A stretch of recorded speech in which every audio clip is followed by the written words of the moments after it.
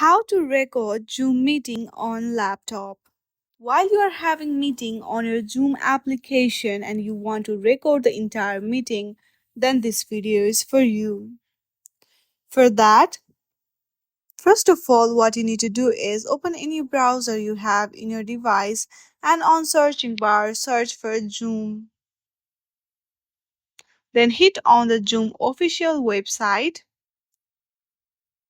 There you will see this interface. Simply hit on join meeting option and you have to enter the meeting code over here and then simply hit on the join. Once you hit on the join, this interface will be seen at the bottom of your page. From here, simply hit on the record option, then you are good to go. In this very easy step, you can easily record entire Zoom meeting on your laptop. I hope you like this video. If you like this video, then please do not forget to like and subscribe to our channel. Thank you for watching.